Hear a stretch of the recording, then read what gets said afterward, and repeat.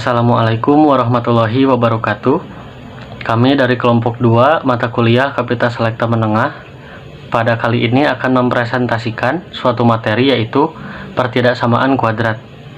Adapun anggota kelompok kami yang pertama ada Mirna Mustaryani dengan NPM 2021510811. Yang kedua ada Nadia Anissa Hayat dengan NPM 2021511092.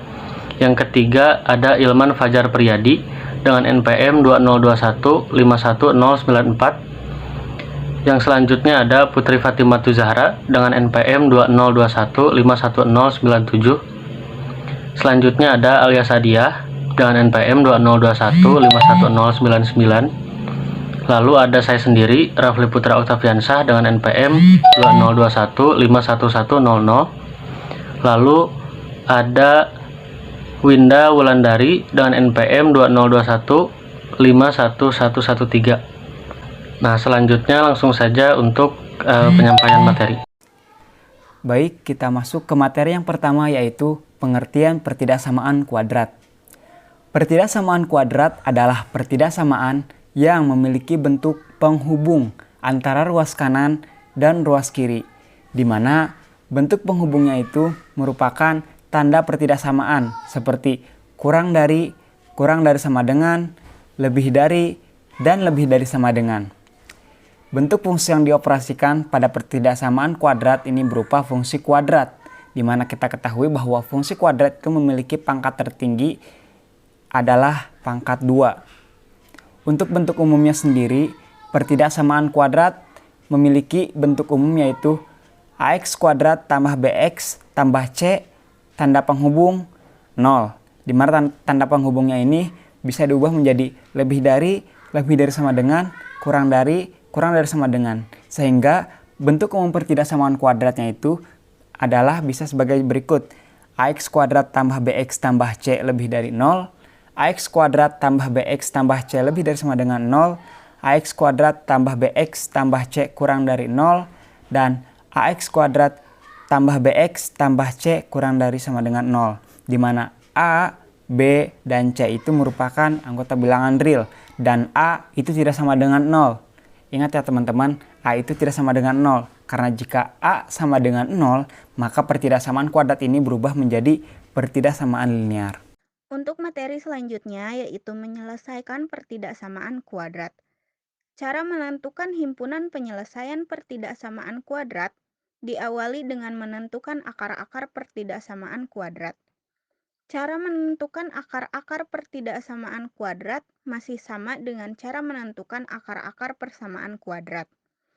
Hanya saja, diperlukan langkah dengan mengambil harga nolnya.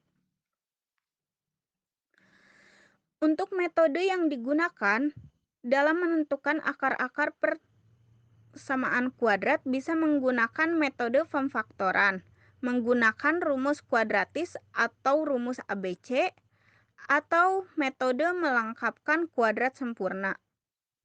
Setelah mendapatkan akar-akar persamaan kuadrat, langkah berikutnya adalah menggambar garis bilangan yang sesuai dan menentukan titik uji. Titik uji digunakan untuk menentukan daerah pada garis bilangan tersebut, apakah positif atau negatif. Setelah mendapatkan daerahnya, langkah berikutnya adalah menentukan himpunan penyelesaian pertidaksamaan yang diberikan. Perhatikan langkah-langkah yang ada pada PowerPoint, yaitu menentukan akar-akar pertidaksamaan kuadrat. Pertama, ambil nilai 0 dari pertidaksamaan kuadrat. Caranya, hanya dengan mengganti tanda pertidaksamaan menjadi tanda sama dengan, sehingga diperoleh bentuk sementara berupa persamaan kuadrat untuk bisa memudahkan kita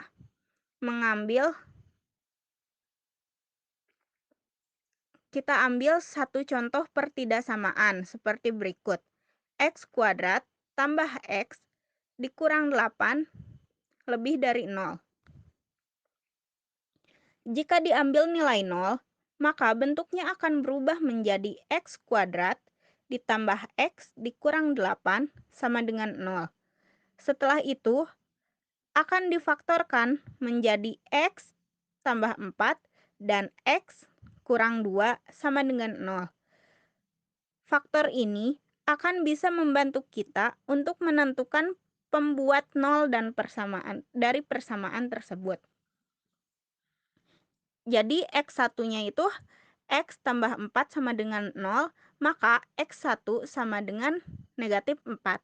Dan X2 yaitu X dikurangi 2 sama dengan 0, maka X2 sama dengan 2. Maka dari itu kita dapatkan bahwa pembuat nolnya adalah negatif 4 dan 2. Setelah mendapatkan akar-akar persamaan kuadrat yang memenuhi, buatlah garis bilangan dan tentukan nilai pada masing-masing daerah. Nilai yang dimaksud di sini dapat berupa nilai positif ataupun negatif. Membuat garis bilangan. Jika nilai akar-akar yang diperoleh adalah A dan B, maka garis bilangan yang dapat dibentuk adalah seperti di gambar yang tertera. Bulatan kosong pada A digunakan jika pertidaksamaan berupa kurang dari atau lebih dari, sedangkan bulatan penuh pada B digunakan jika pertidaksamaan adalah kurang dari sama dengan atau lebih dari sama dengan. Selanjutnya menunjukkan nilai pada masing-masing daerah. Dalam mempermudah hal ini, kita misalkan menggunakan X sama dengan 0. Lalu kita substitusi pertidaksamaan. Contoh X kuadrat ditambah X min 8 lebih dari 0. Kita substitusi X sama dengan 0 jadi 0 ditambah 0 dikurangi 8 lebih dari 0. Maka akan bisa dibentuk garis bilangan yang berbentuk pada gambar yang tertera. Hasil dari daerah titik uji akan berkebalikan dengan daerah yang ada di sebelahnya. Ini akan bisa diuji dengan memasukkan angka setelah atau sebelum dari akar-akar persamaan kuadrat. Untuk pertidaksamaan lebih dari atau lebih dari sama dengan, daerah penyelesaiannya berada pada interval bertanda positif. Untuk pertidaksamaan kurang dari atau kurang dari sama dengan, daerah penyelesaiannya berada pada interval bertanda negatif. Selanjutnya, menentukan himpunan penyelesaian. Dari contoh pertidaksamaan, yaitu X pangkat 2 plus X min 8 lebih dari 0. Nah, karena tanda pertidaksamaannya adalah lebih dari, maka himpunan penyelesaiannya berada di daerah positif, sehingga himpunan penyelesaiannya adalah X kurang dari negatif 4 dan X lebih dari 2. Lalu yang ketiga, penerapan pertidaksamaan kuadrat. Setelah mengenal rumus pertidaksamaan kuadrat yang telah dijelaskan oleh teman kita tadi, tentunya kita berpikir tentang bagaimana penerapan pertidaksamaan kuadrat di kehidupan sehari-hari. Sebagai contoh dapat kita lihat kejadian sebagai berikut. Hasil produksi suatu barang dapat dinyatakan dengan persamaan Hx sama dengan negatif X kuadrat ditambah 28X dikurang 60 unit barang untuk bahan baku yang diperlukan. Jika hasil produksi H mencapai lebih dari 100 unit, maka banyaknya bahan baku X yang diperlukan adalah penyelesaiannya. Hasil produksi lebih dari 100, maka Hx-nya itu lebih dari 100. Menyelesaikan pertidaksamaan Hx lebih dari 100. Nah, tulis Hx lebih dari 100, kemudian Hx-nya itu tadi kan negatif X kuadrat ditambah 28X dikurang 60 lebih dari 100. Nah, untuk membuat ruas kanan menjadi 0, maka kita kurangi kedua ruas dengan 100. Jadi, negatif X kuadrat ditambah 28X dikurang 160 lebih dari 0. Nah, kalikan dengan negatif 1 untuk membuat si X-nya ini menjadi positif. Jadi tanda ketidaksamaannya juga ikut dibalik. Jadi X kuadrat dikurangi 28X ditambah 160 kurang dari 0.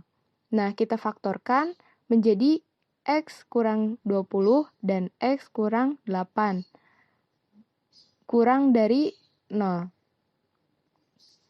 Jadi X-nya itu 20 dan X-nya itu 8. Sekarang kita tentukan batas interval yang memenuhi pertidaksamaan X kuadrat dikurang 28X ditambah 160 kurang dari 0, yaitu sebagai berikut. Nah, kita lihat tabel hasil uji intervalnya. Di sini ada nilai uji, nilai X kuadrat dikurang 28X ditambah 160 sama dengan 0 dan tanda interval. Yang pertama, X sama dengan 0, karena si X-nya ini kurang dari 8. Nah, kita masukkan 0 ini ke persamaan yang X kuadrat dikurang 28X ditambah 160 sama dengan 0. Nah, hasilnya itu jadi 160, positif 160. Tanda intervalnya itu positif atau lebih dari 0. Yang kedua ada X sama dengan 9. Karena X-nya ini lebih dari 8 dan kurang dari 20. Kita masukkan, kita substitusikan si 9 ini ke X kuadrat dikurang 28X ditambah 160 sama dengan 0. Jadi 9 kuadrat dikurang 28 kali 9 ditambah 160, hasilnya itu negatif 11. Nah, tanda intervalnya itu jadi negatif atau kurang dari 0. Selanjutnya yang ketiga ada X sama dengan 21. Karena si X-nya ini lebih dari 20. Kita substitusikan.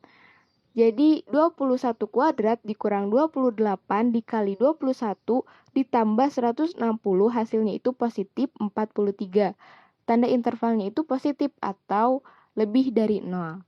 Nah, dari tabel hasil uji interval di atas, maka interval yang memenuhi pertidaksamaan X kuadrat dikurang 28X ditambah 160 kurang dari 0 adalah 8 kurang dari X kurang dari 20. Dengan demikian, banyaknya bahan baku yang dibutuhkan adalah lebih dari 8 unit dan kurang dari 20 unit.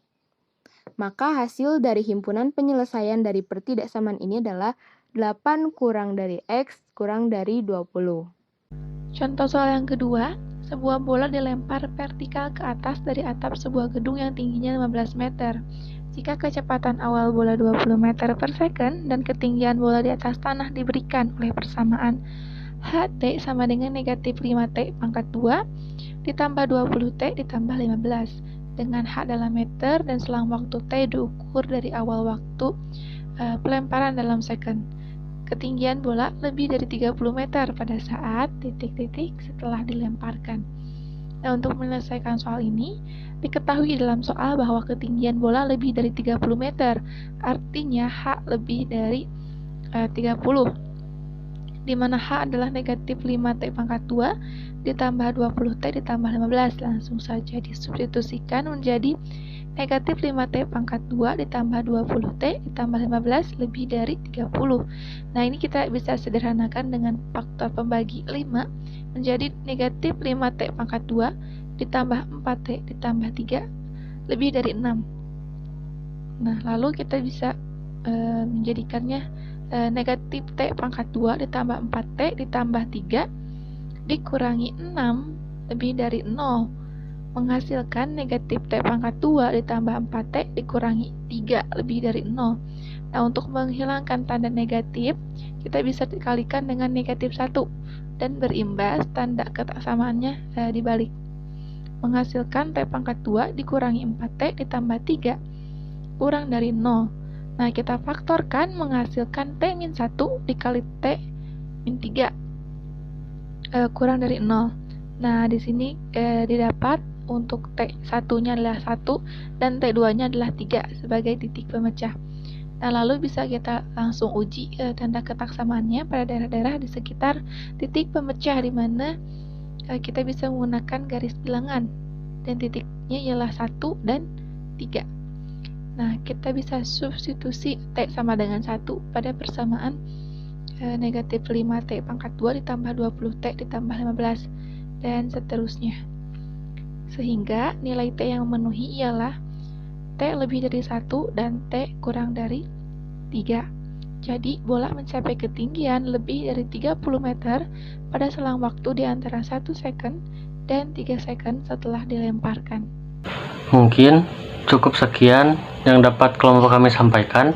Mohon maaf apabila banyak kekurangan maupun kesalahan. Terima kasih. Wassalamualaikum warahmatullahi wabarakatuh.